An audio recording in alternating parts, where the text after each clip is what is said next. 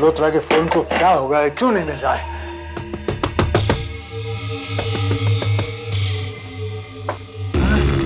क्यों डर गए तुम?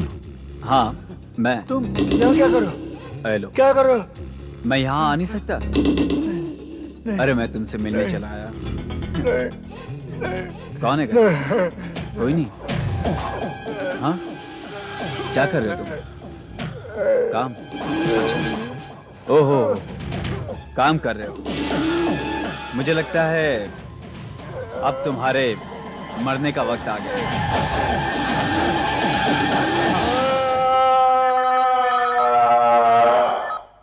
Hello, ACP Pradyuman, CID office. हाँ, कहाँ? ठीक है, हम अभी पहुंचते हैं। वीरेन, हमें फौरन विले पार्ले पहुंचना है। चोरी और मर्डर का केस है। नवाब क्रॉस रोड, 14 सूचक कॉटेज। इनका नाम जगमोहन सेठिया है, उम्र 70 साल। इन्होंने शादी नहीं की थी, अकेले रहते थे। वीरेन, ये गला घोटने का निशान देखो, अजीब सा डिजाइन है। सर, अंदर अलमारियों के ताले टूटे हुए हैं। ये कर्नल जोशी है, मिस्टर सेठिया के दोस्त हैं। इनका कहना है कि मिस्टर सेठिया अपने पैसे अंदर अलमारियों में रखा करते थे। वहां पैसे नहीं है। कर्नल जोशी, आप सेठिया साहब को कैसे जानते हैं? हम दोनों बहुत अच्छे दोस्त थे। अक्सर शाम को हम दोनों बैठकर शतरंज खेलते थे। आज जगमोहन बहुत परेशान था। आज ये खत्म होने से पहले ही चला गया। ऐसा उसने पहले कभी नहीं किया। मुझे चिंता हुई, मैंने सोचा चलकर देखूं कि सब ठीक है। यहां आया तो मुझे इसकी लाश पड़ी मिली। कर्नल जोशी, आपने कहा कि सेठिया साहब किसी बात को लेकर परेशान थे। क्या आप जानते हैं वो क्या बात थी? ऑफिस की प्रॉब्लम बता रहा था वो। ऑफिस? क्या इस उम्र में भी सेठिया साहब काम करते थे? वैसे तो वो कई साल पहले रिटायर हो गया था, पर थोड़ी सी तनख्वाह के लिए उसी कंपनी में काम करता था। किस कंपनी में थे? सेलम इन्वेस्टमेंट एक बहुत बड़ी कंपनी है। वो अपने क्लाइंट्स के पैसे स्टॉक मार्केट में लगाते हैं, जिससे कि उनके क्लाइंट्स को फायदा हो। कर्नल साहब, क्या इन्होंने आपको बताया था कि इन्हें ऑफिस की कौन सी परेशानी थी? नहीं, बस शतरंज की बाजी अधूरी छोड़ दी और चले गए। कहने लगे मुझे जरूरी काम है। उससे पहले किसी मल्होत्रा नाम के आदमी को बार बार फोन करने की कोशिश कर रहे थे। इन्हें मल्होत्रा के किसी जवाब का इंतजार था। ये मल्होत्रा सेठिया के ऑफिस का ही हो सकता है। आपका परिचय? हाँ, मैं उनके साथ काम करता था। बॉम्बे ब्रांच में पोर्टफोलियो मैनेजर हूँ। ये मेरे साथ काम करते हैं। ये है मिस्टर श्रीनाथ, ये मिस्टर विक्रम। जी यकीन नहीं होता, सेठिया जैसे भले और सीधे साधे इंसान को कोई ऐसे मार सकता है। कौन कर सकता है? वही तो पता लगाना है। दया, सेठा जी का कमरा चेक करो और उनके कागज भी। यस सर, कमरा कहाँ? वो उस तरफ है। आइए मैं आपको दिखाता हूँ। बहुत बुरा हुआ, सेठिया इस कंपनी का सबसे पुराना मुलाजिम था। 40 साल से यहाँ था। ये मिस्टर सेठिया एग्जैक्टली करते क्या थे? हमारे कंपनी के बहुत सारे क्लाइंट्स हैं। हम उनका पैसा शेयर बाजार में लगाते हैं ताकि उनको फायदा हो। जाहिर है इतने लोगों के अकाउंट्स ठीक ठाक करने पड़ते थे। सेठिया वही करते थे। अच्छा, आपके ऑफिस में कोई मिस्टर मल्होत्रा है जिनकी मिस्टर सेठिया से काफी दोस्ती थी? आपका मतलब अखिल मल्होत्रा से है। वो इस कंपनी के इन्वेस्टमेंट कंसल्टेंट है। वो रहा उनका केबिन। ये मैं आपको बताता हूँ।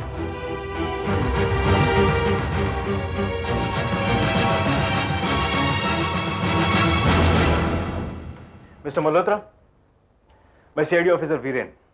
मैं आपसे कुछ बात पूछना चाहता हूँ। आप मिस्टर सेठिया को अच्छी तरह जानते थे? हाँ, देखिए, सेठिया साहब को चेस खेलना बहुत पसंद था और मुझे भी। कभी कभी कैंटीन में शतरंज के बारे में भी बातें हो जाती थी। सेठिया साहब बहुत अच्छे इंसान थे। अच्छा, कल रात आप उन्हें मिलने वाले थे या उनसे फोन पे बात करने वाले थे? क्योंकि वो आपके फोन का इंतजार कर रहे थे। मेरे फोन का नहीं, बिल्कुल नहीं। मुझे तो उनका फोन नंबर भी नहीं पता। लेकिन कल रात को वो बहुत परेशान थे, इसीलिए आपको बार बार फोन करने की कोशिश भी कर रहे थे। नहीं तो मुझे उनका कोई फोन नहीं आया। लेकिन ये सब है क्या? देखिए, ये सब पूछताछ हमें। ये क्या है?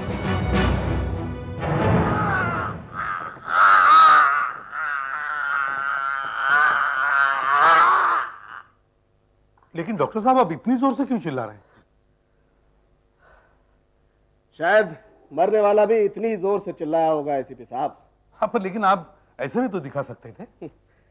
बात को अच्छी तरह से समझाने के लिए मुझे क्या क्या करना पड़ता है आप लोगों के लिए। ये पट्टा आप ही लेके आए थे ना? जी। इनफैक्ट एसीपी साहब, वीरेन का अंदाजा एकदम सही है। ऐसे ही किसी पट्टे से सेठिया का गला घूंटा गया है। ये देखिए, मैं दिखाता हूं आपको। ये गर्दन देखिए, ये निशान दिख रहे हैं आपको? ये ऐसे ही निशान सेठिया की गर्दन पर भी थे ना? यानी ये एक बहुत सोच समझ के किया गया खून है और ऐसा दिखाया गया जैसे चोरी हुई है और चोरी में खून हो गया है। मगर खूनी कौन हो सकता है सर? ऐसे पट्टे तो ऑफिस के हर पर्दे पर लगे हुए हैं। हो सकता है कि खूनी ने कोई एक पट्टा निकालकर कत्ल करके वापस वहां लगा दिया हो। सवाल सिर्फ ये नहीं कि खून किसने किया है, बल्कि क्यों किया है। वीरेन, पता लगा कत्ल के रात सेठिया के ऑफिस के सब लोग क्या कर रहे थे, कहां थे और किसके साथ थे, और उनके बयान भी चेक कर। Okay sir. एक और दिलचस्प बात, इधर आइए।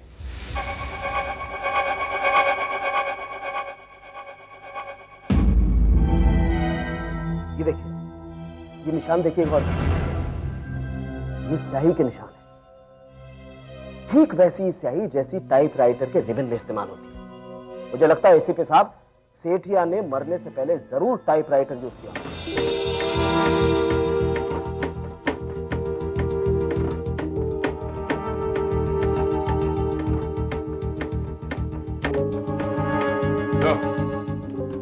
ये देखिए, कचरे के डब्बे में क्या मिला।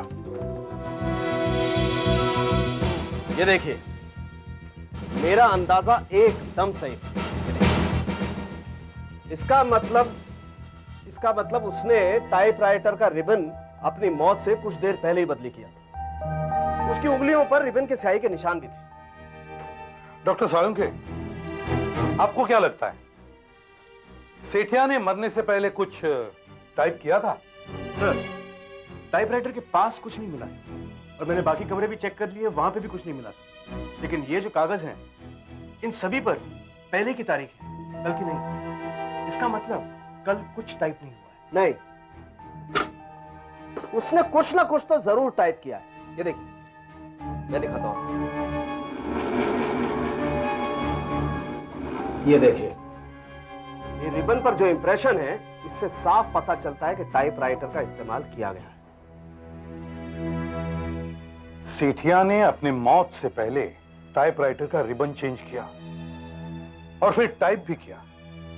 और अगर टाइप किया तो फिर वो पेपर, वो डॉक्यूमेंट्स, वो कहां है? सर, जरा एक मिनट किचन में आइए।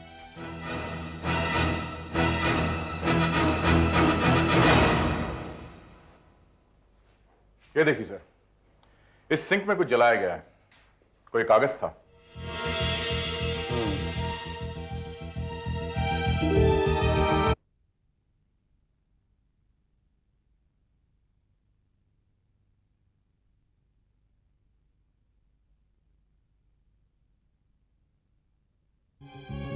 आपका मतलब है कि आप इस जले हुए कागज को भी पढ़ सकते हैं? हाँ, क्यों नहीं? लेकिन तभी जब कागज साबुत हो। ऐसे टुकड़े टुकड़े हो तो पढ़ना बहुत मुश्किल है। कोई जरूर सेठिया के ऑफिस से यहां आया होगा। उससे कुछ बहुत जरूरी कागजात चाहिए थे, जिनके लिए उसने सेठिया का खून किया हो, और फिर ऐसा दिखाने की कोशिश की कि वो मामूली चोरी करने आया था। पर ऐसा क्या था उन कागजों में? उस सेठिया के टाइपराइटर पर जो रिबन है नया है, और अगर मेरा अंदाजा सही है तो मैं आपको बता सकता हूं कि उसने क्या टाइप किया होगा। यस, मुझे लगता है हमें उस रिबन को फौरन लैब में ले चलना चाहिए। आइए।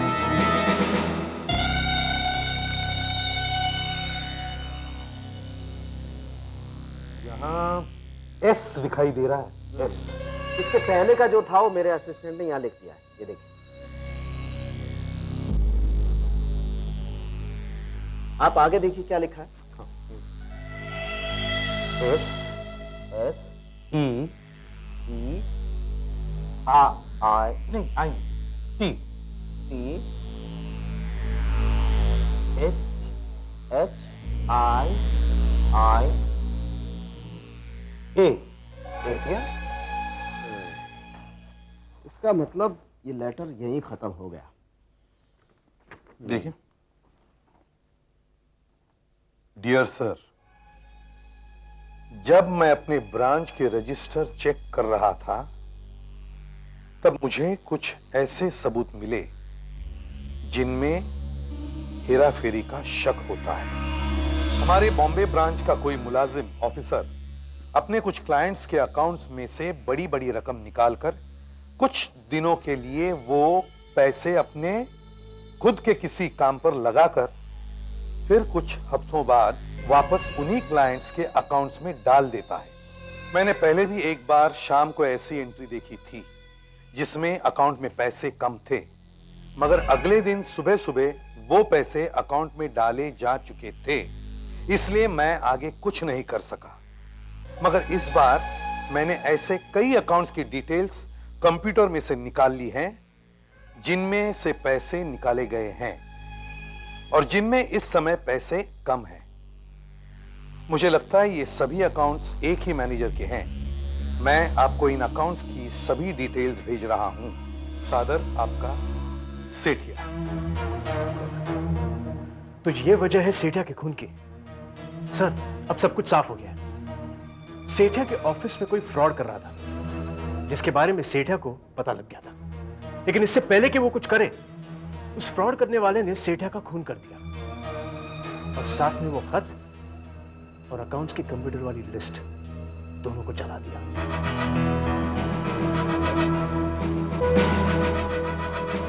वीरेन जी। इन सब से पूछा सेठिया के कत्ल की रात ये लोग कहां थे? जी हाँ सर, सेरे मिस्टर केशव हैं, ये एक पार्टी में थे और उस पार्टी में करीब 100 लोग और भी थे। अब इतनी सारी भीड़ में से थोड़ी देर के लिए चुपचाप निकलकर सेठिया का खून करके वापस आना बहुत आसान हो सकता था, नहीं? झूठ है, बकवास है। मैं पार्टी छोड़ के कहीं नहीं गया था, मैं तो वही था। मैं घर पर सो रहा था। आपके घर पर कोई और नौकर चाकर या और कोई जो कह सके कि आप सच बोल रहे हैं? सर, ये तो अकेले रहते हैं। अब क्या जाने ये घर पर ही थे या फिर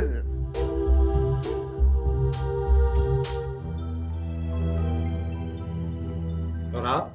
जहां तक मेरा सवाल है, मैं तो इनके साथ में था। ये मिस्टर श्याम है, हमारे कंपनी के साथ में बिजनेस करते हैं। मैंने इन्हें घर पे बुलाया था खाने पीने के लिए और कुछ बातें करने के लिए।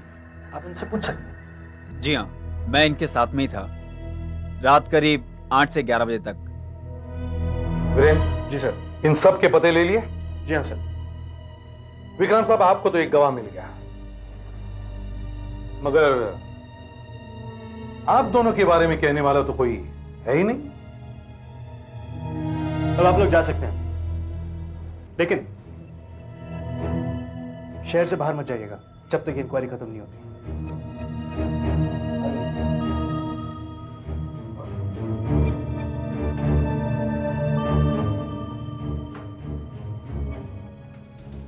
वीरेन, तुम्हें क्या लगता है कौन हो सकता है? केशव या श्रीनाथ? सर, अब तक तो हमें सिर्फ इतना ही पता है कि सेठिया को अपने ऑफिस में किसी बहुत बड़े घोटाले की भनक लग गई थी। उसने कंप्यूटर से उस घोटाले की एक कॉपी निकाली जो वो हेड ऑफिस भेजना चाहता था, लेकिन उससे पहले ही किसी ने उसका खून कर दिया। और उसने जो खत लिखा था हेड ऑफिस के लिए, वो और कंप्यूटर से निकाली हुई कॉपी दोनों को खोली में जला दिया। हो सकता है सेठिया ने उस कंप्यूटर प्रिंटआउट की कॉपी बनवाई हो? लेकिन सर हमने सारा घर छान मारा था और ऑफिस भी, लेकिन वहां तो कोई कॉपी नहीं मिली थी। शायद उसने किसी के पास हिफाजत में रखवाई हो।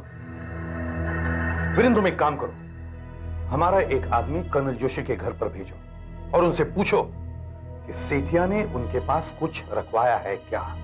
और एक बात, सेठिया के घर और ऑफिस के बीच जितनी भी जेरोक्स करने की दुकानें हैं, उन सभी दुकानों में हमारे आदमियों को भेजो, सेठिया की फोटो के साथ।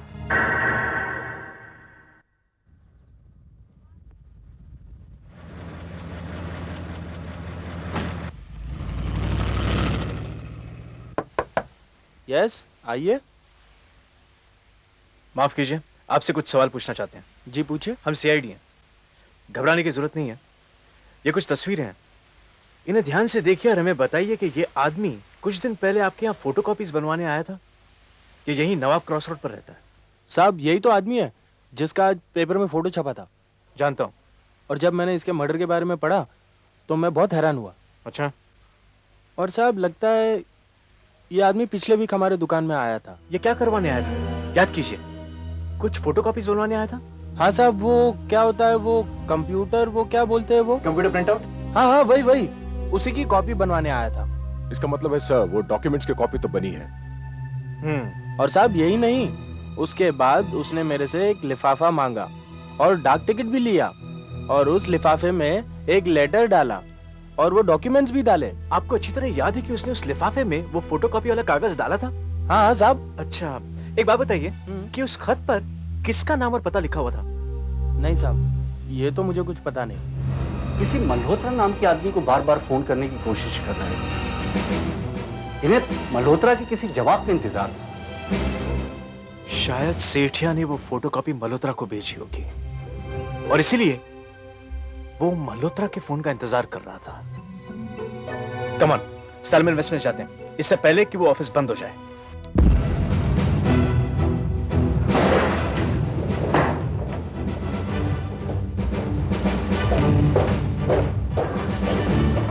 मिस्टर मल्होत्रा। यस। हम आपसे जरूरी बातचीत करने आए हैं। मिस्टर सेठिया ने आपको कंप्यूटर प्रिंटआउट की एक फोटोकॉपी भेजी थी ना? मैं कुछ समझा नहीं, उन्होंने मुझे कुछ नहीं भेजा। और आखिर वो मुझे क्यों भेजने लगे? उन्होंने आप ही को भेजा था, इसीलिए वो आपके फोन का इंतजार भी कर रहे थे। देखिए, मुझे सेठिया जी को कोई फोन नहीं करना था और ना ही उन्होंने मुझे कुछ भेजा है और ना ही मुझे उनसे कुछ लेना देना था। आखिर आप चाहे तो मेरे घर की तलाशी ले सकते हैं या चाहे तो आप मेरी बीवी से बात कर सकते हैं। एक मिनट। हेलो। हाँ रीना, ये इन सीआरडी ऑफिसर से जरा बात करना। नहीं, मैं तुम्हें बाद में बताता हूँ। मिसेस मल्होत्रा, मैं सीआईडी ऑफिसर वीरेन बोल रहा हूँ। अच्छा, एक बात बताइए कि कुछ दिन पहले मिस्टर सेठिया का भेजा हुआ कोई लेटर आपको मिला है? याद कीजिए। आपको अच्छी तरह याद है? शुक्रिया। काश मैं सेठिया साहब से बात न करता तो मुसीबत में आता। अगर आप वो मल्होत्रा नहीं है तो आखिर वो मल्होत्रा है कौन?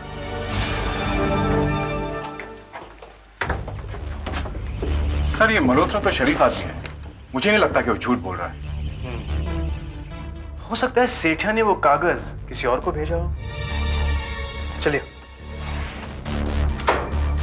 मगर वो ऐसे आदमी को क्यों भेजेगा जिसे वो रोज ऑफिस में मिलता हो? एक बात तो पक्की है कि सेठिया किसी मल्होत्रा के फोन का इंतजार कर रहा था। अब हो सकता है कि वो ये मल्होत्रा ना होकर कोई और मल्होत्रा हो। कोई और मल्होत्रा?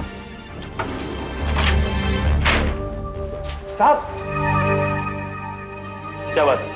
साहब, एक मल्होत्रा को मैं भी जानता हूँ। अच्छा, आप सेठिया मर्डर के केस के लिए तहकीकात कर रहे हैं ना? ये दूसरा मल्होत्रा कौन है? प्रीतम मल्होत्रा साहब, बहुत साल पहले इसी ऑफिस में काम करते थे। तब ये सारे लोग यहाँ नहीं थे। अच्छा, जिस मल्होत्रा की तुम बात कर रहे हो, ये सेठिया साहब को जानते थे? वो सेठिया साहब उनके नीचे काम करते थे। अच्छा, अब ये मल्होत्रा कहाँ है? साहब, वो तो 10 साल पहले रिटायर हो चुके हैं। शुक्रिया। आइए आइए, जल्दी जल्दी ऊपर फिर से।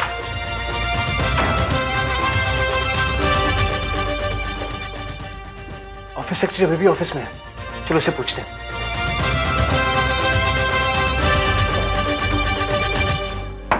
Yes come in. Madam, I am Viren. जी बोलिए सर। देखिए, हम यहाँ काम करने वाले लोगों की लिस्ट चाहते हैं, लेकिन 1980 से 1985 के बीच की, यानी उन 5 सालों के बीच की। 1980 से 1985 के बीच काम करने वालों की लिस्ट। जी हाँ। Okay sir.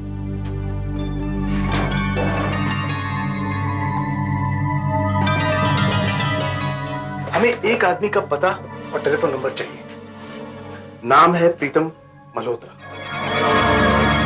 शायद यहाँ पर अकाउंटेंट थे, प्रीतम मल्होत्रा। करीब 10 साल पहले।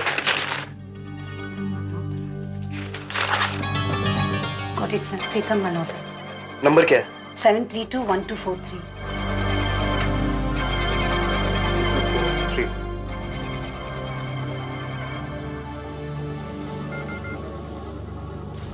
Check number. शायद उनका फोन काम नहीं कर रहा। एड्रेस ले। इनका एड्रेस है 34 Gulwant Sadan, MG road, Nehru, new Bombay.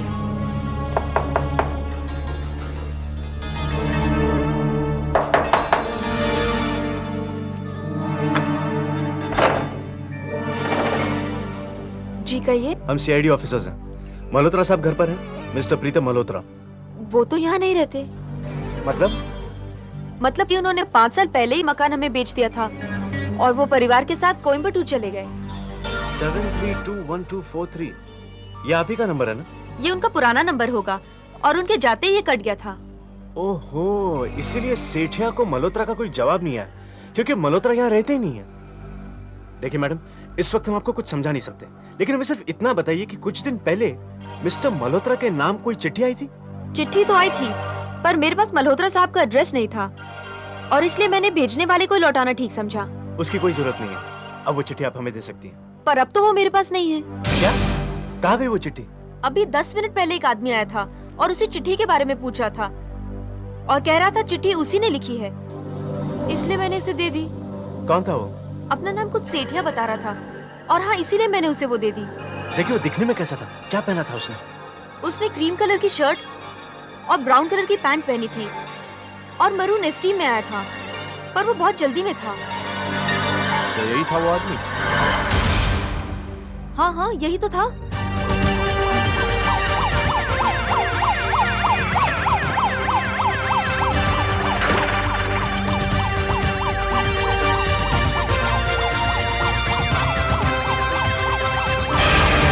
Sir, bonnet गरम है, इसका मतलब अभी वापस आया है। चलो दरवाजा तोड़ते हैं।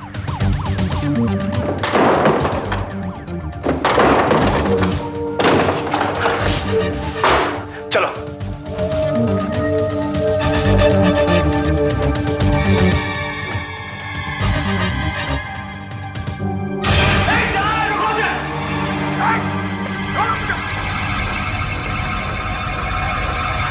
ये क्या जला दिया? हाँ, मैंने सारे सबूत मेरे खिलाफ जला दिए। मिस्टर मल्होत्रा, इतने सालों बाद मेरा खत पाकर मैं बहुत परेशानी में हूँ और समझ नहीं पा रहा था कि किससे कहूँ। मुझे कंपनी के अकाउंट्स में बहुत बड़ी गड़बड़ी का पता चला है और ये हमारी ही ब्रांच के एक सीनियर मैनेजर का काम है, इसलिए मैं यहाँ पर किसी पर भी विश्वास नहीं कर सकता सिवाय आपके। आप ही बताइए मैं क्या करूँ? क्या मुझे हेड ऑफिस शिकायत कर देनी चाहिए? मुझे 6213747 पर फोन करें, मैं इंतजार करूंगा। आपका पुराना असिस्टेंट जगमोहन सेठिया। सर, इसने एक कंप्यूटर प्रिंटर बिल्कुल जला दिया है। विक्रम के खिलाफ हमारे पास यही एक सबूत था।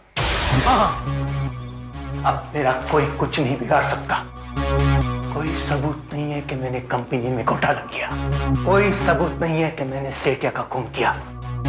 बिना सबूत के कोई अदालत मुझे सजा नहीं दे सकते। तुम मेरा कुछ नहीं बिगाड़ सकते। कर लो जो कुछ करना। उठा लो इस जले पेपर को और देखो तुम कुछ पढ़ सकते हो? नहीं। तुम मेरा कुछ नहीं बिगाड़ सकते। अच्छा,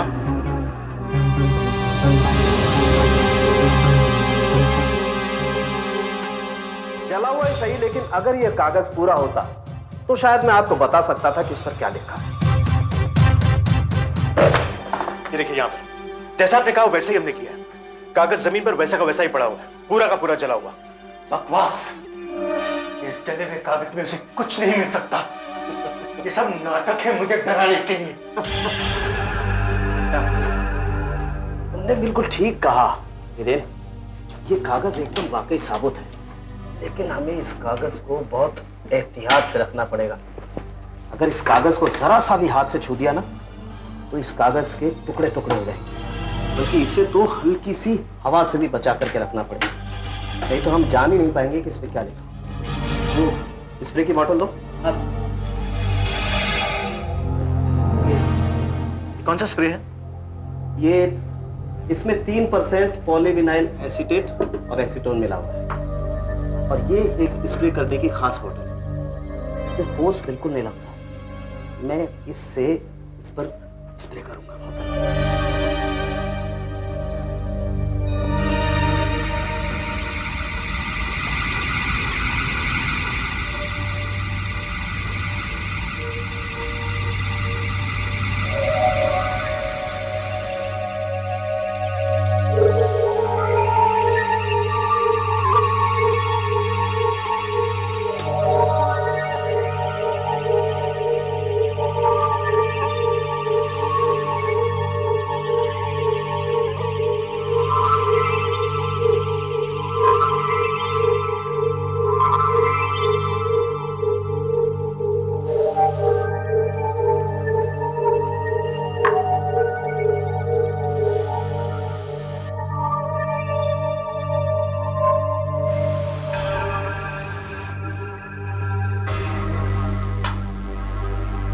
मेरी तो कुछ समझ में नहीं आ रहा है। अब थोड़ा इंतजार करना पड़ेगा।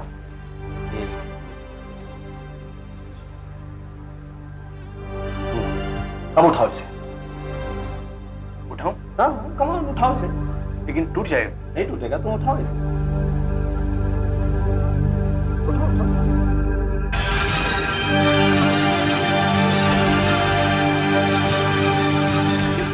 ये तो कमाल हो गया। ये तो बिल्कुल नहीं टूटा। और टूटेगा भी नहीं, क्योंकि इस केमिकल ने इस पर एक परत का काम किया है। ये अब लैमिनेटेड हो गया है, जैसे कपड़े पर कलफ लगती है ना, उस तरह से। अब हम इसे आसानी से लैब में ले जाकर के चेक कर सकते हैं। कागज ले जा रहा है वो भी जला हुआ कागज। डॉक्टर साहब, यहाँ अगर ये लाइटें ना होती तो अंधेरा ही अंधेरा होता। बड़ा अच्छा डार्क रूम है आपका। ये स्पेशल लाइट्स हैं, इनसे फिल्म खराब नहीं होती। बड़ा चिल्ला रहा था ना वो, क्या नाम उसका? विक्रम। अब जब ये सब कुछ हो जाएगा तब उसे पता चलेगा। ये इसमें नई फोटोग्राफिक फिल्म्स हैं, एकदम अनयूज्ड। हम ये निकाल लेंगे।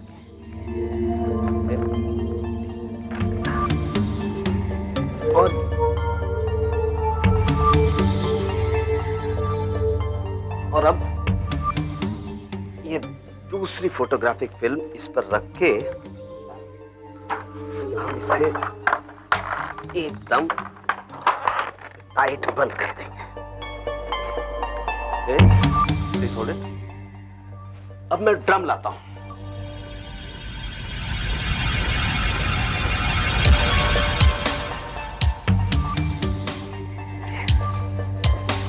इस ड्रम में रोशनी बिल्कुल नहीं जाती है। हम इस स्लाइड को, थैंक यू, इस ड्रम में बंद कर देंगे।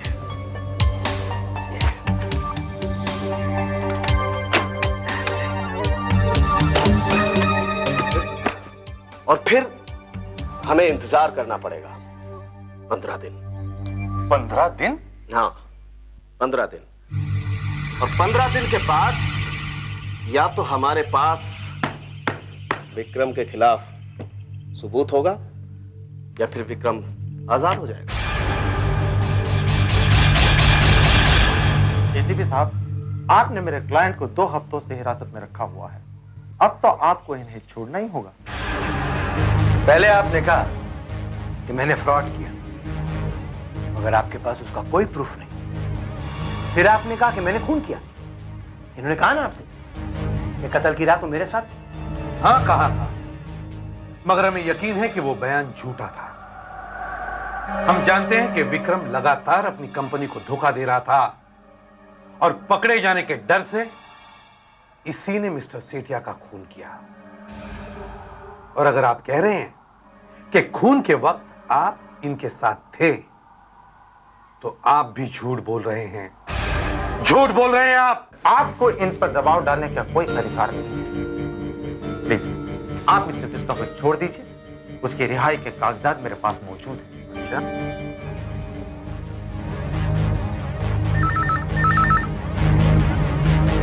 हेलो, हाँ वीरेन, फोरेंसिक लैब से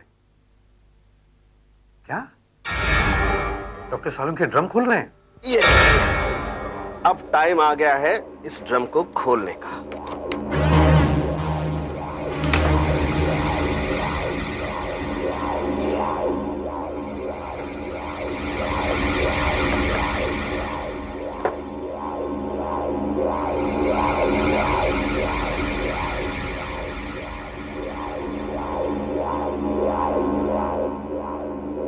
ये रहा नेगेटिव।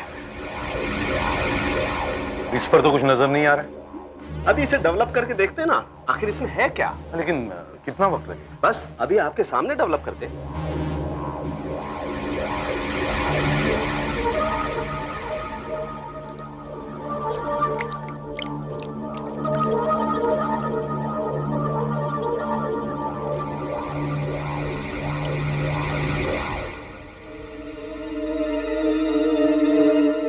तुमने मुझसे कहा था कि कुछ नहीं होगा, मगर ये क्या है?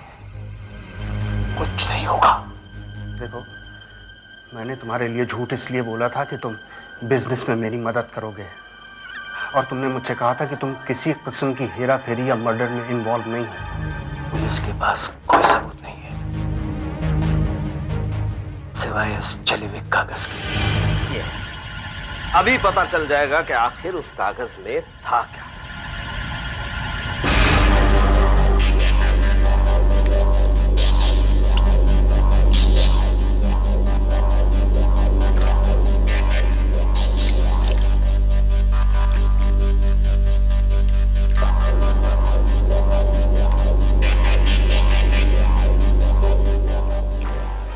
दिखाई पड़ने लगा।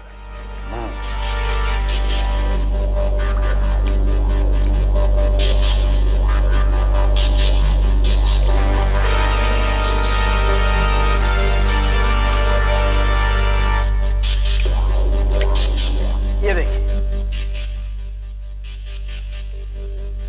माय गॉड, 76 लाख का घोटाला है। सब लिखा है, कौन कौन से अकाउंट से कितने पैसे गायब है,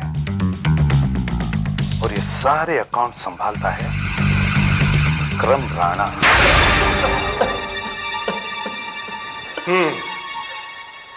मैं मानता हूँ साहब कि मैंने झूठ बोला, लेकिन मामला धोखाधड़ी और कत्ल का है, मुझे नहीं मालूम था। अच्छा, मुझे नहीं मालूम था। फिर विक्रम ने मुझसे कहा कि उसने कुछ नहीं किया है, फिर भी पुलिस उसे परेशान करने वाली है। उसने कहा कि अगर मैं ये बयान दूं कि उस रात वो मेरे साथ था, तो वो बिजनेस में मेरी भारी मदद करेगा। अच्छा, उसने झूठ बोला साहब, झूठ बोला। कत्ल की रात ये मेरे साथ था ही नहीं। देखा? तो क्या कहते हो विक्रम? तुम्हारे धोखाधड़ी के सारे सबूत तुम्हारे सामने हैं। 76 लाख रुपए इधर उधर कर दिए। इसने तो सब कुछ बता दिया। जो कुछ अब तुम पूरी तरह फंस गए हो विक्रम। हमें सच सच बताओ, क्यों अब तुम्हारे पास कोई चारा नहीं है? बोल। हाँ, मैंने कंपनी को धोखा दिया। क्लाइंट्स के पैसे लेकर मैं शेयर बाजार में सट्टा खेला करता था, मगर फिर मैं वो पैसे वापस डाल दिया करता था। मगर उस बार बाजार की हालत इतनी बुरी थी कि मैं वो पैसे वापस नहीं डाल पाए, और उसका पता उस बुढ़े सेठिया को लग गया, और उसने कंप्यूटर से सारे अकाउंट्स के डिटेल्स छाप दी। उसको मेरे अकाउंट के बारे में पता चल चुका था। वो मुझसे कतराने लगा। बस मुझे विश्वास हो गया कि अब मैं फंस गया। मैं उसके घर गया और मैंने उसकी जान ले ली। मैंने उसे मार डाला, मगर मुझे यकीन था कि मैं साफ बच के निकल आऊंगा, क्योंकि मैंने सारे डॉक्यूमेंट्स जला दिए थे ना। मगर नहीं, मैं फंस गया।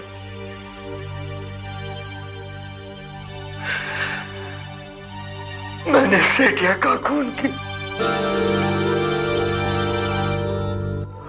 हाँ, मैंने उसका खून किया।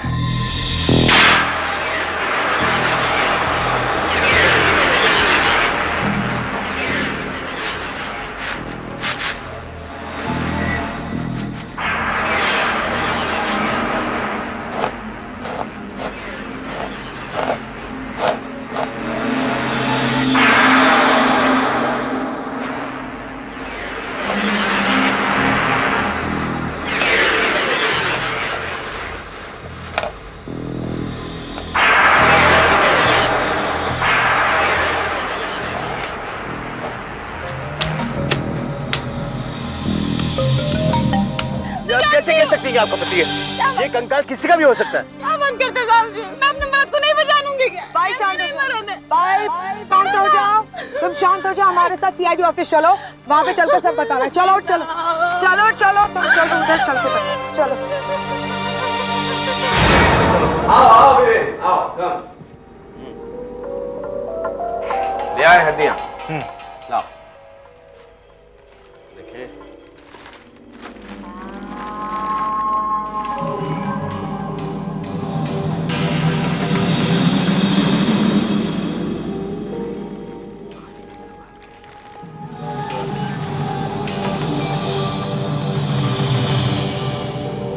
लगता है सभी हड्डियां मौजूद हैं। किसी ने पूरा का पूरा दफना दिया इसे। हाँ, लेकिन जिस किसी ने यह काम किया है बहुत चालाकी से किया है। कोई निशान नहीं छोड़ा है। हमने कंकाल के आसपास सब कुछ चेक किया, ना कोई पर्स, ना अंगूठी, ना चेन, कुछ नहीं। कौन हो सकता है ये, और किसने इसे दफनाया होगा? कैसे, कब, पता लग सकता है? हो सकता है, सभी कुछ हो सकता है। हम इस कंकाल से सभी कुछ उगलवा सकते हैं वीरेन। कैसी बातें कर रहे हैं डॉक्टर साहब? मुर्दे भी कभी बोला करते हैं? मेरी बात पर विश्वास करो वीरेन। मुर्दे तो नहीं, लेकिन ये कंकाल जरूर बोलते हैं, और कंकाल कभी झूठ नहीं बोलते। साहब जी, जिस जगह आपको वो कंकाल मिला है, उसी के पास वाली चाल में मैं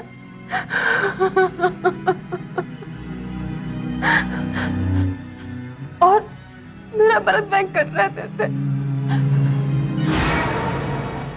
फिर भांडुप की आनंद मिल में काम करता था। 3 महीने गए। 12 मार्च को वो काम पे जाने के वास्ते घर से निकला, वापस ही नहीं आया। तो तुमने उसके गुम हो जाने की रिपोर्ट पुलिस में नहीं लिखवाई? लिखवाई थी साहब जी, थोड़ी सी पूछताछ की और सब खत्म। अब न जाने क्या कर रहे। मतलब? वेंकट शराब बहुत पीता था, कई दिन घर भी नहीं आता था। पुलिस ने उसके दोस्तों से पूछताछ की और मिल के लोगों से पूछताछ की। मुझे नहीं पता किसने क्या कहा, पुलिस वाले आके मुझे बोले कि तेरा मर्द ही ऐसा था, कहीं भाग भाग गया होगा। ये है इन हड्डियों की असली सूरत।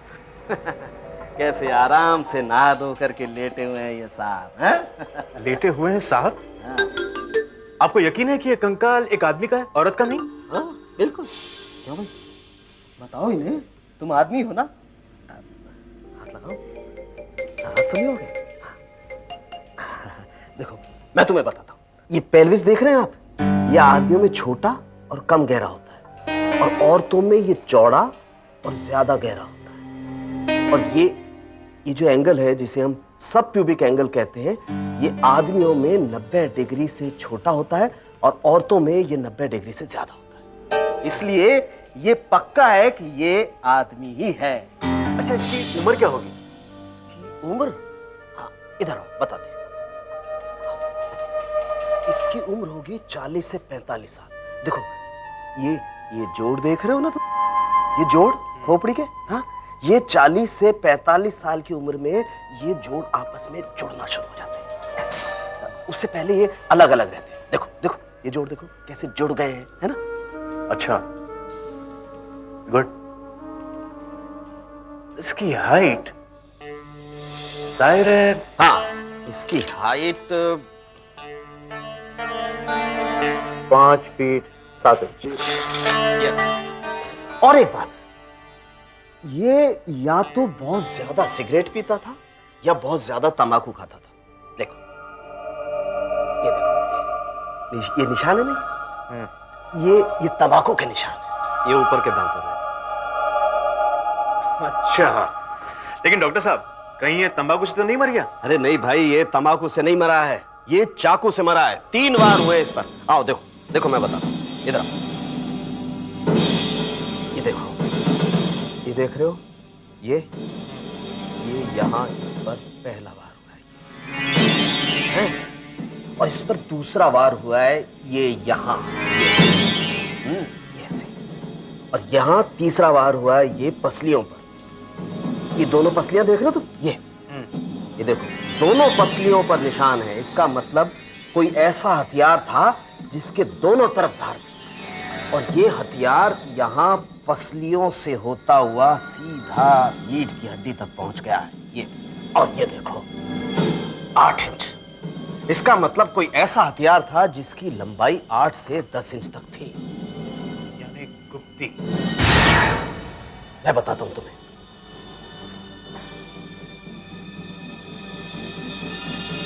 ऐसा कोई वार आगे से हुआ या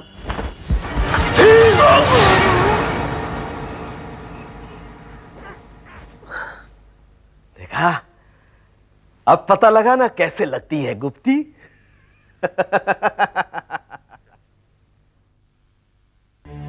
अच्छा, तो आप अपने पति की फोटो ले आएंगे?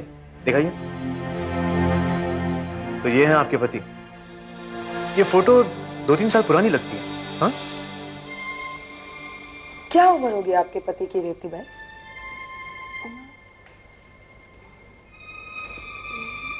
सोच कर बताइए। ये कोई 40-42 साल। 42। अब उनकी लंबाई कितनी थी? कितने लंबे थे? हाँ।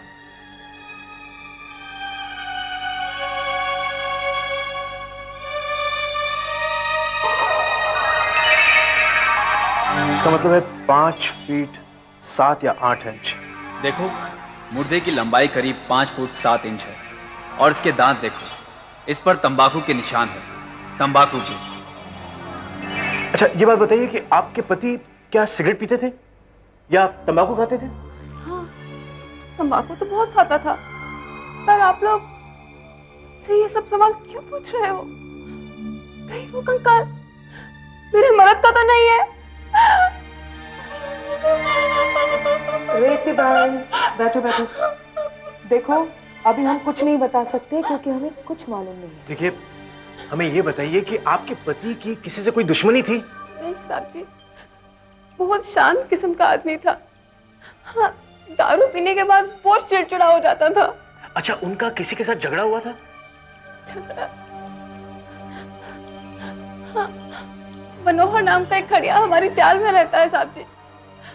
उसका मेरे मर्द के साथ 36 के आंकड़े जैसा रिश्ता गायब होने के 3 दिन पहले उसका मेरे मर्द के साथ बहुत झगड़ा हुआ साहब जी, बहुत झगड़ा हुआ। इतना कि उसने मेरे मर्द को मार डालने की धमकी भी दी साहब जी।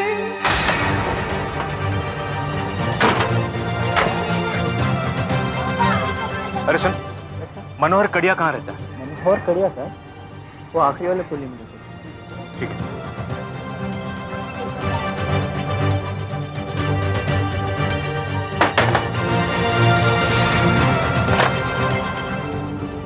मनोहर आप ही का नाम है?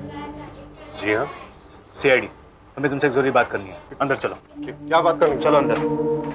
क्या बात करने के साहब? ये आप ही का कमरा है? हाँ साहब, बंद। क्या चाहिए साहब आपको? अरे साहब बोलो तो कुछ। मेरे को बोलो साहब, मैं देता है ना। क्या क्या मांगते हैं? ये साहब कागज है इसमें साहब, कागज पत्तर है मेरा। देख लो देख लो।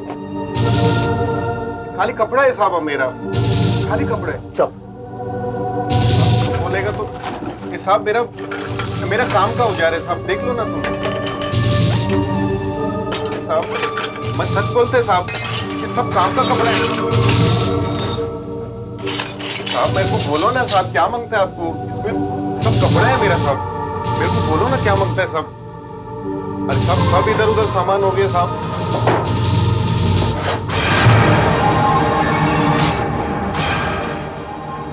गुप्ती, जैसे डॉक्टर साळुंखे ने बताया था, वेंकट 12 मार्च से लापता है। उस दिन तुम क्या कर रहे थे? 12 मार्च? 12? अब साहब इतने महीने हो गए साहब, उस बात को अब मैं कैसे याद करूं साहब? याद तो तुम्हें करना ही पड़ेगा। बोलो, याद करो। मार्च 12 मार्च, मेरे को याद काहे को नहीं आ रहा? 12 मार्च किधर था मैं? पटेल नहीं साहब, नहीं, किधर था मैं? हाँ साहब, सायन गुप्ता जी, सर गुप्ता जी के यहाँ काम चल रहा था सर उस दिन। मैं अक्का दिन उधर ही था साहब, उधर ही था। और रात को? रात को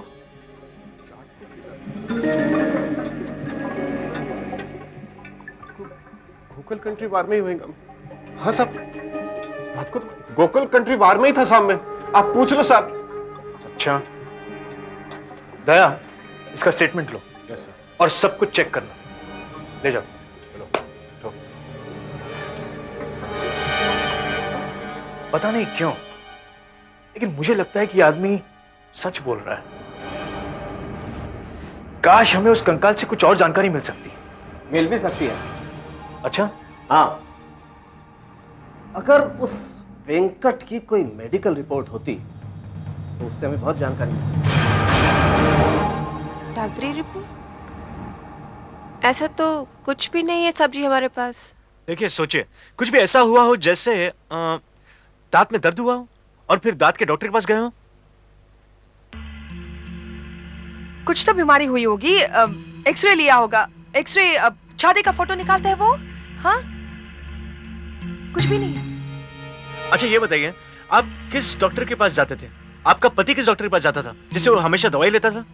साहब जी, कभी कभी सर्दी जुकाम या हल्का सा बुखार होता था तो हम लोग चिंचोली वाले डॉक्टर शाह के पास जाते थे। हमेशा उन्हीं के पास जाते थे? हाँ, नहीं, करीब 2 साल पहले हम लोग वो दादर वाला म्युनिसिपल अस्पताल है ना, वहाँ गए थे। अच्छा, वो रेवती भाई को अचानक याद आया कि उनका पति दादर के म्युनिसिपल अस्पताल में था। बस काम हो गया, मैं वहीं से आ रहा हूँ। वहाँ के हड्डियों के डॉक्टर के रिकॉर्ड्स में से वेंकट का ये एक्सरे मिल गया। देखें, राइट, बाएं पैर का टीबिया 2 जगह से टूटा हुआ है, तो फिर यहां भी तो कोई निशान होना चाहिए। Let's see. यहां तो कोई निशान नहीं है। नहीं है? तुम खुद देखो। जी।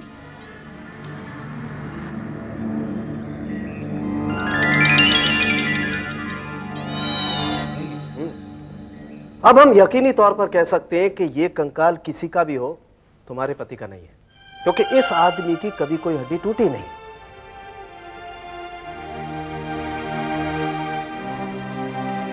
तो फिर ये कौन हो सकता है? जिसकी हाइट 5 फीट 7 इंच है, 40 से 45 की उम्र है और जो सिगरेट बहुत पीता था। कौन हो सकता है? डॉक्टर साहब कुछ और तो बताइए, जैसे कि कितना समय हुआ होगा इसको जमीन में गड़े हुए। देखो वीरेन, मैं तुम्हें इतना बता सकता हूं कि यह कंकाल ज्यादा से ज्यादा 4-5 साल पुराना है। मतलब इस आदमी को मरे हुए ज्यादा से ज्यादा 5 साल हुए होंगे। और कम से कम 3-4 महीने, क्योंकि एक लाश को जमीन में गड़ने के बाद एक कंकाल बनने में 3-4 महीने तो लगते ही हैं।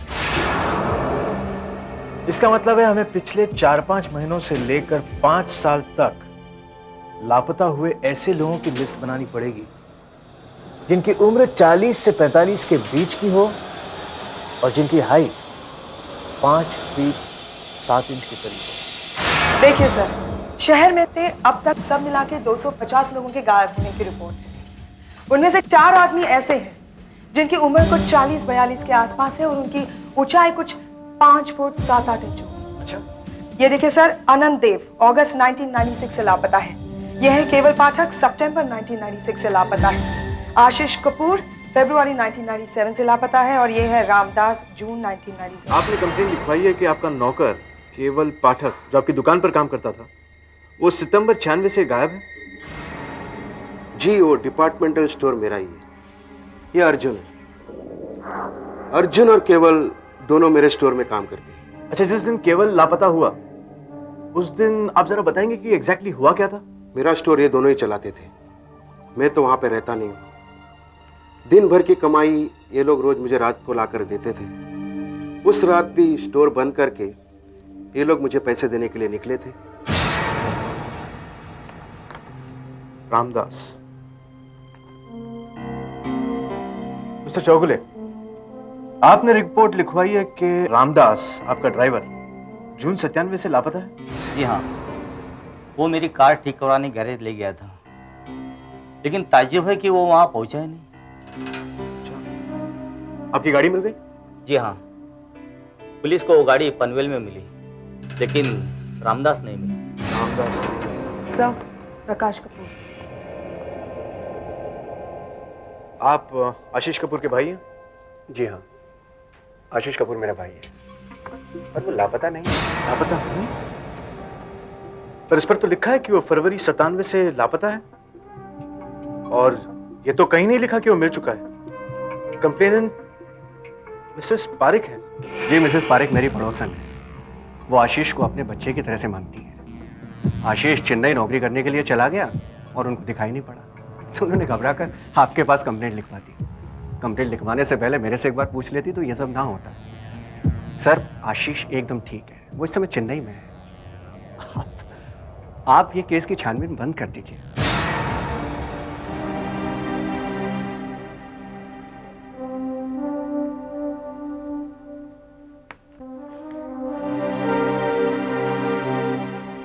मिस्टर देव, मेरे पति हैं, आनंद। आपने कंप्लेंट लिखवाई है कि ये अगस्त 96 से लापता है। लापता नहीं हुए, मुझे छोड़कर भाग गए हैं। छोड़कर भाग गए? हमारी लव मैरिज हुई थी। मैं एक बहुत ही अमीर घर की लड़की हूँ। हमारे घर में सब कुछ था, लेकिन मैं नहीं चाहती थी कि मेरे घर वाले हमारी कोई मदद करें। मैं चाहती थी कि वो खुद कुछ काम करें, और वो काम नहीं करना चाहते थे। बात बात पर मुझसे झगड़ते रहते थे। मुझसे शादी क्यों की ये बात पे पछताते रहते थे। बार बार मुझसे यही कहते कि मुझे छोड़कर चले जाएंगे, और एक दिन मुझे छोड़कर चले गए। वैसे तो वो 1-2 दिनों में वापस आ जाते थे, लेकिन इस बार जब वो 5 दिनों तक नहीं आए तो मैंने रिपोर्ट कर दी।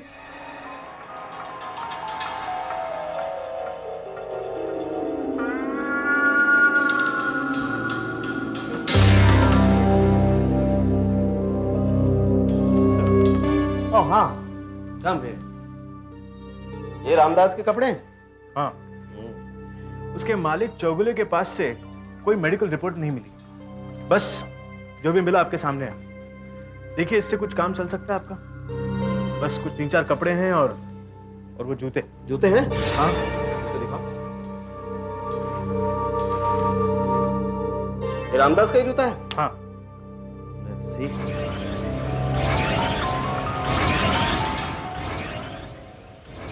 नहीं, फिर तो ये कंकाल किसी का भी हो, रामदास का नहीं हो सकता है। क्यों? क्योंकि इस जूते का साइज है 7 या 8 और इस पैर का साइज है 10। अच्छा, तो एक बात तय है कि ये कंकाल रामदास का नहीं है। इसका मतलब है रामदास हुआ अलग और अब ये बचे 3, अनंत देव, आशीष कपूर और केवल पाठक। ये कंकाल तीनों में से एक का ही है। तो केवल कहाँ था? केवल पाठक मेरे साथ ही था, लेकिन सिर्फ दुकान तक। उसके बाद जैसे मैंने आपको बताया, वो कैश लेके मिस्टर शाह के घर चला गया और मैं अपने घर चला गया। मगर हर रात तो तुम दोनों पैसे पहुंचाने जाते हो ना मिस्टर शाह के घर पर? हाँ। तो फिर उस दिन क्या हुआ? उस दिन उसने कहा कि वो खुद जा सकता है। अच्छा? हाँ। और तुम मान गए? हाँ। इतनी बड़ी रकम 1 लाख रुपए लेकर तुमने उसे अकेले जाने दिया? रात को 10 बजे? तो इसमें बुरा क्या है? बुरा क्या है? हाँ। बुरा नहीं है? नहीं। उसके बाद तुम कहां गए? मैं सीधा घर चला गया। घर? कौन कौन रहता तुम्हारे घर में? मैं अकेले रहता। अकेले रहते हो? यानी उस रात अगर तुम देर से भी पहुंचे हो तो कोई बता नहीं सकता कि तुम कितने बजे पहुंचे? मैंने आपको कहा ना, मैं अकेला रहता हूं। मैं सीधा घर गया। उसके बाद सीधे घर गए थे?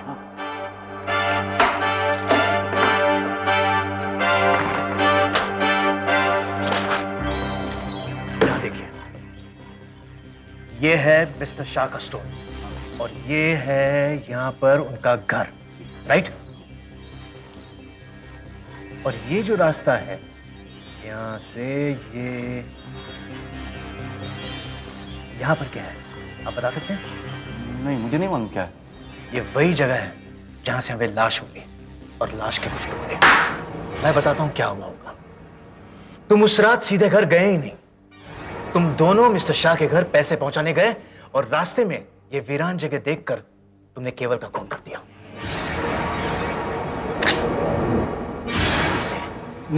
कैसी बातें कर रहे हैं आप साहब? मैं सीधा घर गया था। नहीं, तुम सीधे घर नहीं गए थे।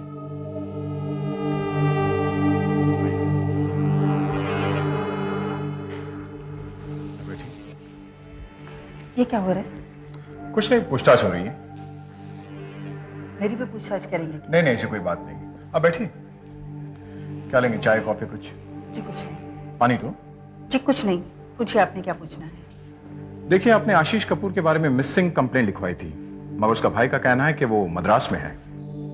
मद्रास में है? जी हाँ। अरे साहब, वो तो कहीं जमीन के नीचे सोया होगा और आप कह रहे हैं कि वो मद्रास में है? जरूर उसके भाई ने उसका खून कर दिया होगा। देखिए, मेरे पति अपना ज्यादातर वक्त बार में ही बिताया करते थे। किसी खास बार में? नाम तो मुझे नहीं पता। उसकी सारी आवाज़। मिसेस देव, आपने हमें ये भी बताया है कि आपके पति के किसी दूसरी औरत के साथ संबंध है। उनका नाम बता सकती हैं? क्या मैं 24 घंटे अपने पति की जासूसी करती रहती हूँ? हाँ, मुझे क्या पता उस औरत का नाम क्या है? ये मैं आपको कैसे बता सकती हूँ? सर, मिसेस देव जब भी पुलिस स्टेशन में आती है रोने लगती है और उन्हें देखकर ऐसा बिल्कुल नहीं लगता कि उन्हें अपने पति का कोई दुख भी है। और उस दुकानदार अर्जुन पर भी मुझे शक हो रहा है। लगता है मिसेस पारेख कुछ ज्यादा घबरा रही है। उन्हें इस बात का पूरा विश्वास है कि प्रकाश कपूर ने अपने भाई को जायदाद के लिए मार डाला।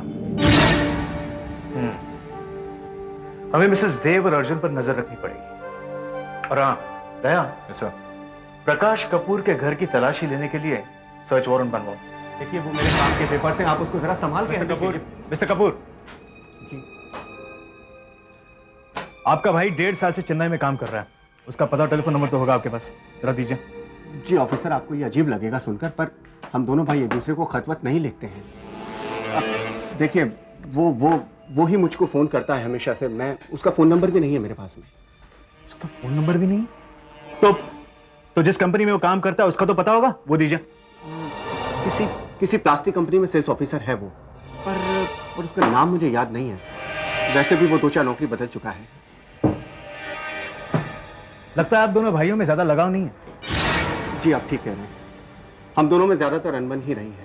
फिर भी आप उसके मकान में रह रहे हैं? उसका मकान? ये क्या कह रहे हैं ऑफिसर? ये मकान मेरा भी है और आप हमारी उस पागल पड़ोसन मिसेस पारेख की बातों में बात आएंगे। दिमाग खराब हो गया उसका। मैं आपसे कह चुका हूं, आप बेकार अपना समय बर्बाद कर रहे हैं और मेरा भी। ये सब फिजूल है। मेरा भाई बिल्कुल एकदम ठीक ठाक है। सर कुछ भी नहीं मिला, न मैंने कोई चिट्ठी ना पता। मैंने पहले ही कहा था आपसे। 2 साल से आपका भाई चेन्नई में है और आज तक उसने आपको एक लेटर नहीं लिखा। मैंने ऐसा नहीं कहा है, लेकिन उसने मुझे 1-2 लेटर लिखे होंगे, मैंने शायद फेंक दी हो। लेकिन फिर भी मैं आपकी तसल्ली के लिए कुछ देखता हूं। ढूंढिए, शायद कहीं पड़ा हुआ हो।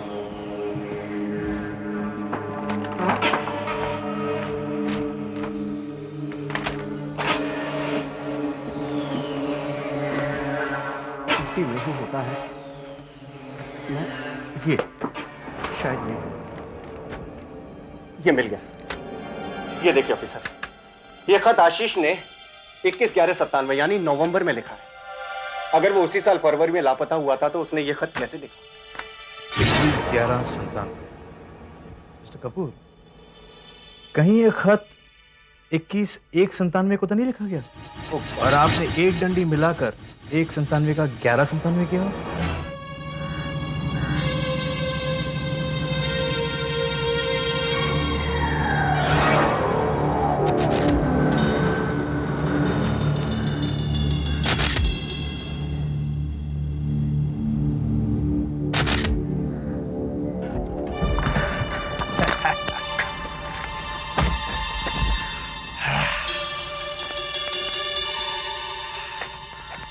सब ठीक है?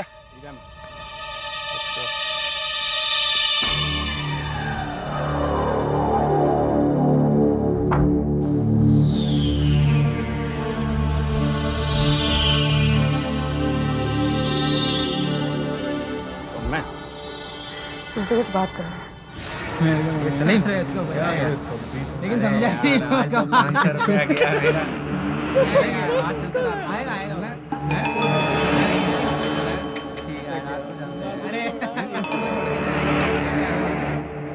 अरे सलीम,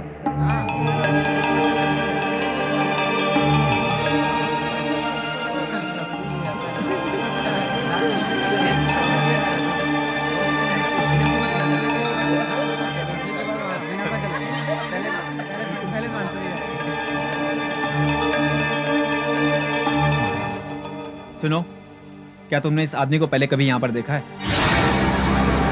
भाई ये चिट्ठी तो नवंबर में ही लिखी गई है। इन्होंने 1 का 11 नहीं बनाया है। मतलब ये चिट्ठी 21 नवंबर को ही लिखी हुई है। अच्छा, यानी मिसेस पारेख ने आशीष कपूर के खिलाफ जो रिपोर्ट लिखवाई वो गलत है। आशीष कपूर जिंदा है, उसका भाई सच बोल रहा है। अब बचे हैं सिर्फ 2 लोग, मिसेस देव और अर्जुन। सर मैंने अर्जुन पर नजर रखी। वो सवाना क्लब नाम के जुए खाने में तकरीबन रोजाना जाता है। जुए की लत है उसे, और वहाँ दाव भी काफी बड़े बड़े लगते हैं। और मिसेस देव के बारे में हमारा अंदाजा सही था। अपने पति के लापता होने का गम जरूर है उन्हें, मगर उनका किसी दूसरे आदमी के साथ अफेयर है। बंगले के वॉचमैन ने बताया कि ये काफी दिनों से चल रहा है।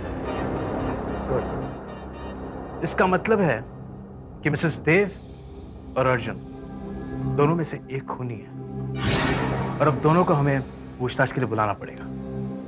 लेकिन हमारे पास उनके खिलाफ कोई सबूत नहीं है।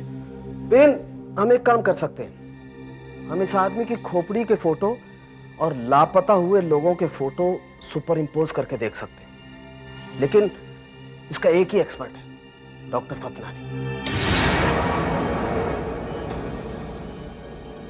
वीरेन, डॉक्टर सालुंखे, हमें यह देखना है कि इन दोनों में से ये मुर्दा किसका है। ये केवल पाठक है, राइट?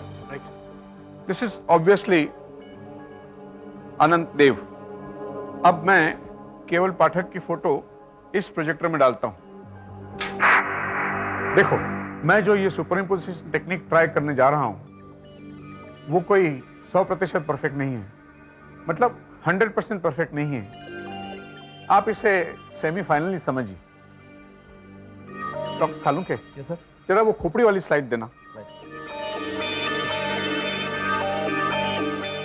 इसे मैं इस प्रोजेक्टर में डालता हूं।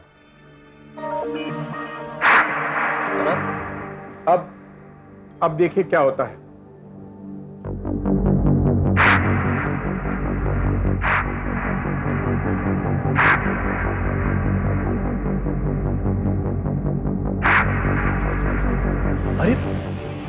ये तो एकदम मैच हो रहा है। अब दूसरी वाली फोटो डाल के देखते हैं इस खोपड़ी के ऊपर मैच होती है या नहीं।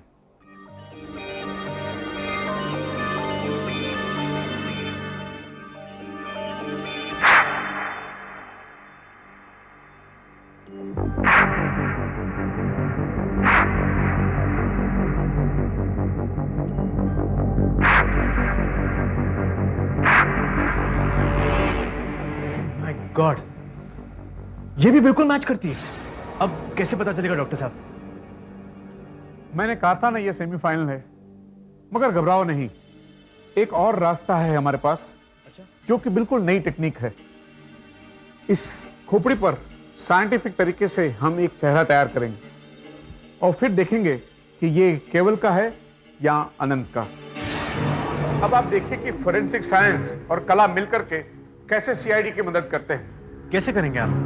मरने वाले का चेहरा कैसा था वो बताने के लिए हमारी मदद करेंगे ये मूर्तिकार। मूर्तिकार? हाँ, वो इस खोपड़ी के ऊपर वो चेहरा तैयार करेंगे, मगर हम इन्हें किसी भी लापता आदमी की तस्वीर नहीं बताएंगे।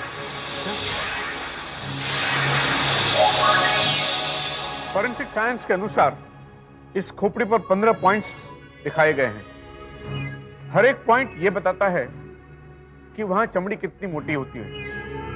यहां पर चमड़ी 2 मिलीमीटर मोटी होती है, यहां 4 मिलीमीटर और यहां 10 मिलीमीटर। इसी प्रकार हर एक पॉइंट अपनी अपनी जगह की मोटाई बताता है और फिर इन सबको मिला करके चेहरे का हुलिया तैयार होता है। अच्छा, आइए अब यहां देखते हैं, आप शुरू कीजिए।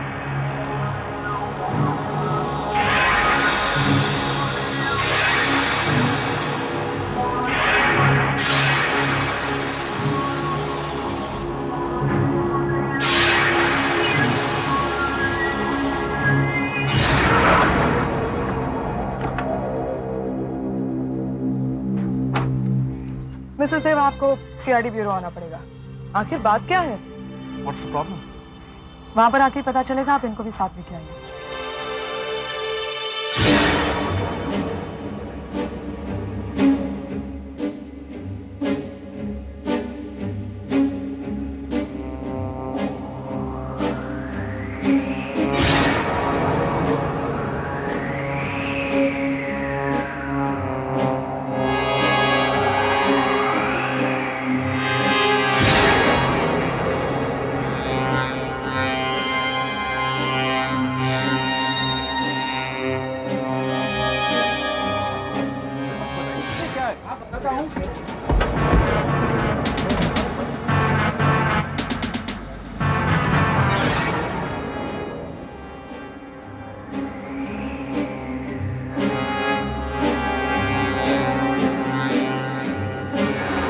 काफी अच्छा बन रहा है।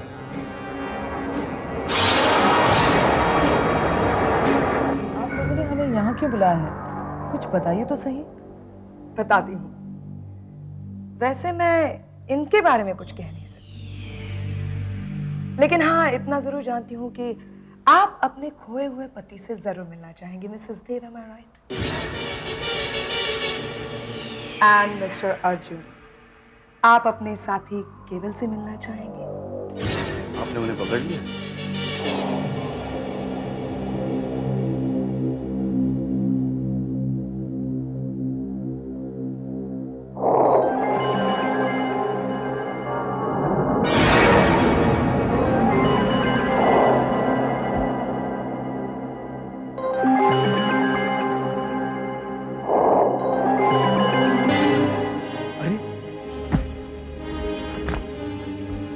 ये तो बिल्कुल ऐसे ही है।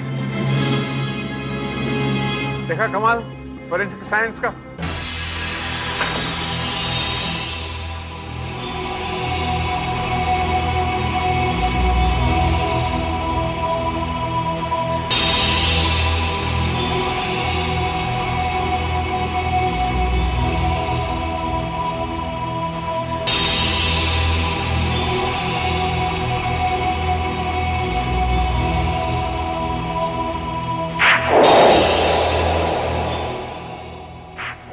आप लोगों को हमारी वजह से काफी इंतजार करना पड़ा, इसके लिए माफी चाहते हैं।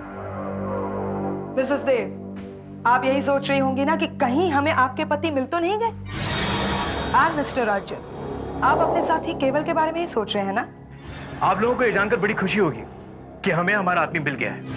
उसकी सिर्फ हड्डियां बची थी, सिर्फ हड्डियां, सिर्फ एक कंकाल। और मजे की बात यह है कि अचानक वो कंकाल बोल पड़ा। बोल पड़ा?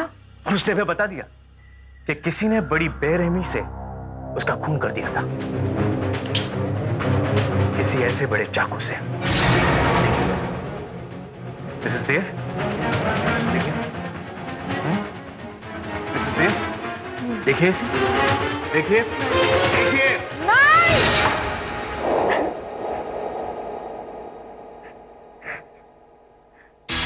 और उस कंकाल ने यह भी बताया कि उस पर चाकू से वार कैसे किए गए थे। डॉक्टर साहब, कातिल पीछे से यूं आया और उसने वार किए, 1, 2, दूसरा वार और 3, तीसरा वार। और अपने शिकार पर वार करने के बाद उस कातिल ने उस लाश के सब कपड़े निकाल दिए।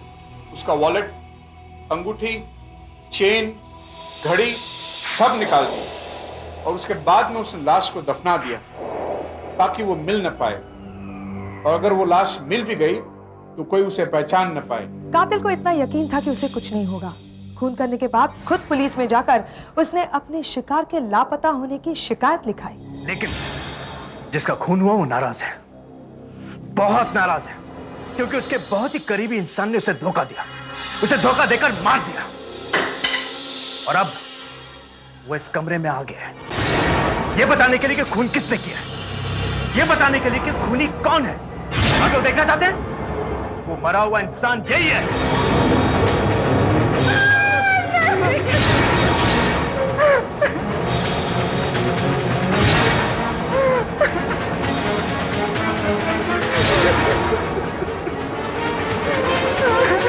ये केवल पाठक है और इसका चेहरा हमने कंकाल की उस खोपड़ी से बनाया है जो हमें उस वीराने में मिली थी। केवल पाठक का खून करके तुम्ही ने उसे दफन किया अर्जुन। उन 1 लाख रुपयों के लिए जो तुम दोनों मिस्टर शाह के घर पहुंचा रहे थे, केवल को मारकर तुमने पैसे हत्या लिए और उनसे वो कर्जे चुकाए जो जुए की लत की वजह से तुम पर चढ़े हुए। चुप! अपना गुनाह कबूल कर लो अर्जुन, मान लो हमने छानबीन कर ली है, उस जुए खाने के मालिक से भी बात कर लिया। बोलो। हाँ, मैं मानता हूं, मैंने उन पैसों के लिए केवल का खून किया था, लेकिन इसको हटा दीजिए साहब, इस मूर्ति को मेरे सामने से हटा दीजिए साहब, प्लीज हटा दीजिए, प्लीज प्लीज। कौन कहता है कि मुर्दे नहीं बोलते? CID के और भी मजेदार और सस्पेंस से जुड़े एपिसोड्स को देखने के लिए हमारे चैनल को सब्सक्राइब करें और बेल आइकॉन दबाना ना भूलें।